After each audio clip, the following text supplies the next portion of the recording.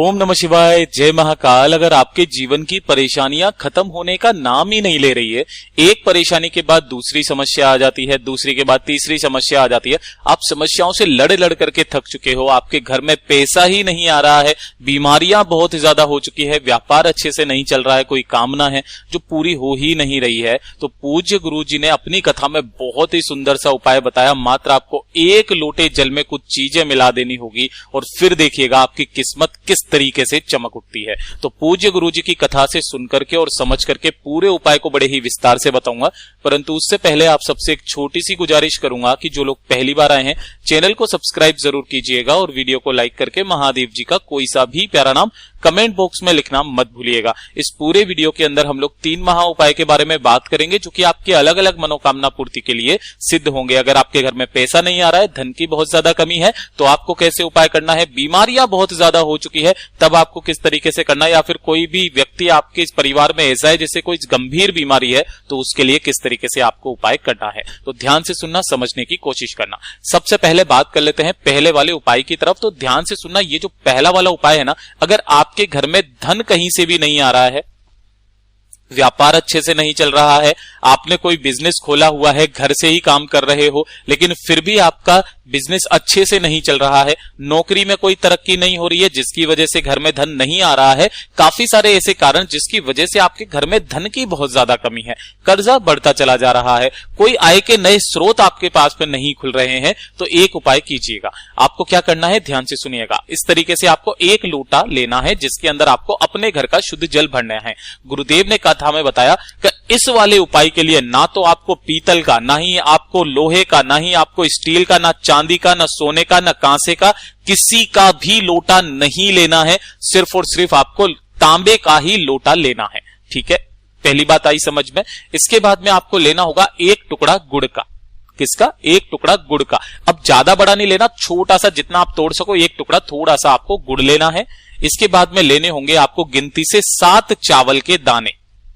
कितने चावल के दाने? 7। ध्यान रखना अक्षत होने चाहिए, खंडित कहीं से भी नहीं होने चाहिए।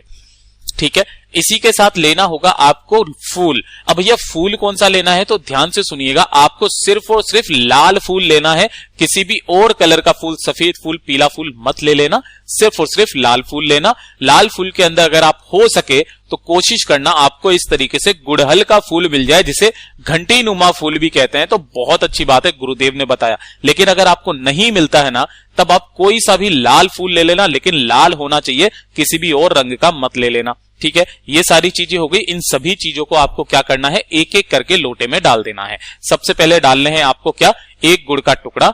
उसके बाद में जो 7 चावल के दाने लिए हैं वो डाल देना, और साथ ही साथ आपको क्या डाल देना है, जो आपने एक लाल फूल लिया है। ठीक है, अब ध्यान से सुनिएगा, इसी के साथ आपको एक और चीज डालनी होगी जो है सबसे अद्भुत चीज, लाल मिर्ची के 11 दाने।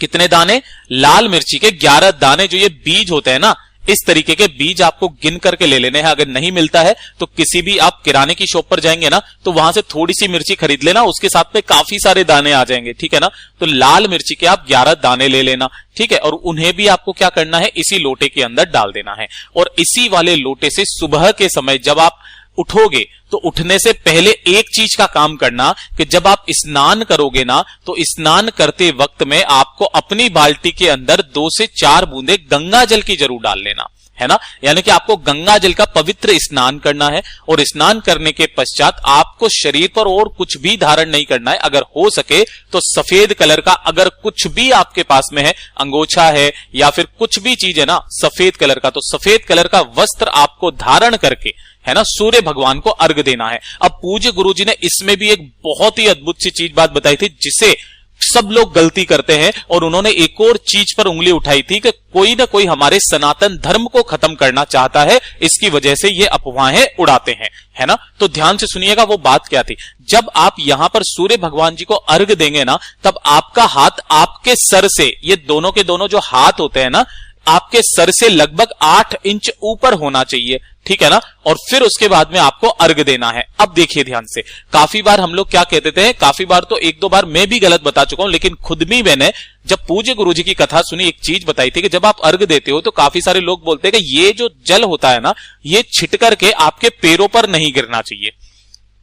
है ना, नहीं गिरना चाहिए, है ना। गुरुदेव ने इसके बारे में कुछ नहीं बताया है कि अगर आपके ऊपर ये वाला जल गिर रहा है ना, इसे आशीर्वाद समझ करके ग्रहण कीजिए, इसका कोई दोष नहीं लगता है, ये आशीर्वाद होता है एक तरीके से, ये चीज ध्यान रखिएगा। ये जो चीज के पीछे गुरुदेव ने बात बताया था कि काफी सारे जो सनातन धर्म को, जो हिंदू धर्म को खत्म करना चाहते हैं ना, वो लोग ये भ्रांतियां फैलाते हैं कि आप सूर्य भगवान को जो अर्घ देते हैं, उसका जो जल है आपके पैरों पर गिरता है, जिसकी वजह से उनका निरादर होता है, अपमान होता है, तो इसकी वजह से लोगों ने घर पर जल चढ़ाना बंद कर दिया है ना। या फिर वो तरह तरह के टोटके करते रहते हैं, जैसे कि स्टूल पर खड़े होकर के जल चढ़ा रहे हैं या कहीं पर भी। ऐसा कुछ भी नहीं है। अगर लोटे का जल यहां से छिटक करके आपके पैरों पर भी आता है ना, तो भी कोई दिक्कत नहीं है, आपको जल समर्पित करना ही करना है सूर्य भगवान जी को।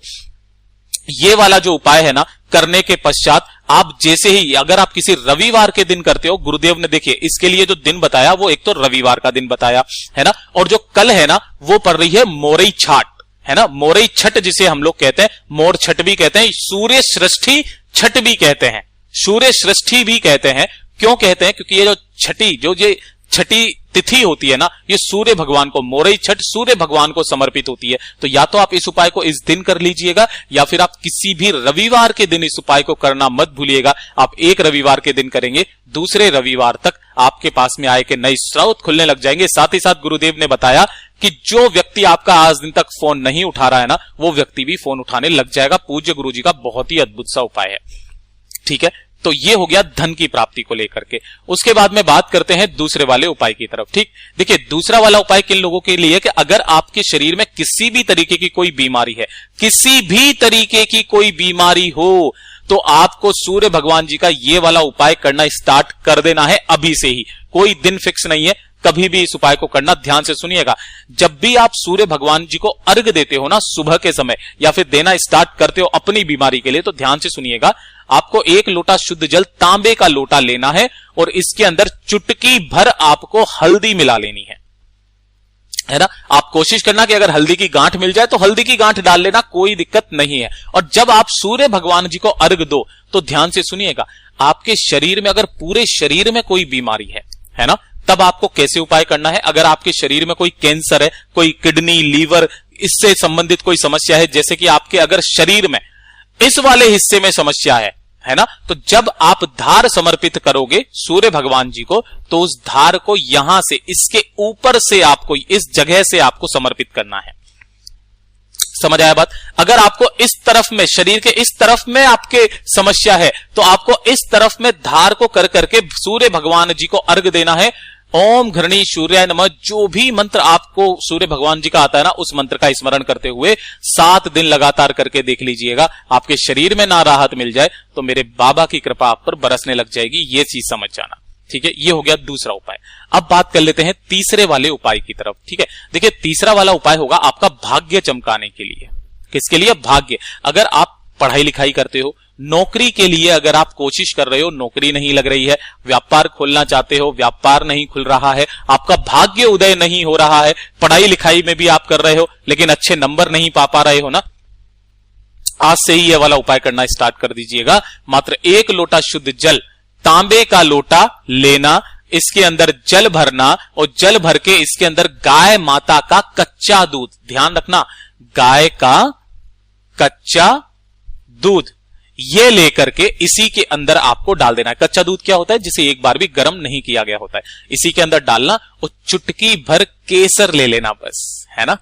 चुटकी भर केसर, जिस तरीके से केसर में सुगंध होती है ना, आपके जीवन में सुगंध भर देंगे, इतना अद्भुत उपाय है। तो ये ले लेना और इसी लोटे जल से, इसी के अंदर डाल लेना ये सब कुछ, है ना, केसर भी और दूध भी इसी लोटे के अंदर, ठीक है। और इसी से आपको सूर्य भगवान जी को क्या करना है? अर्घ देना है ना। ध्यान रखना, आपका जो हाथ होना चाहिए, दोनों हाथ 8 इंच आपके सर से ऊपर होना चाहिए। छींटे आपके पैरों पर गिरे तो समझ जाना कि आपके सूर्य भगवान जी ने आपको आशीर्वाद दिया है, उसे लेना, ग्रहण करना, और पूरी पॉजिटिवनेस यानी कि सकारात्मक ऊर्जा के साथ में अपने काम में करते रहना। आपको सफलता मिलेगी ही मिलेगी। आपका भाग्य उस दिन से उस तरीके से उदय होगा जैसे कि सूर्य उदय होता है। पूज्य गुरु जी ने जैसा अपनी कथाओं में बताया, वैसा आसान भाषा में आपको बताने का संपूर्ण प्रयास किया। वीडियो अगर पसंद आया हो तो लाइक जरूर करना, चैनल को सब्सक्राइब जरूर कीजिएगा।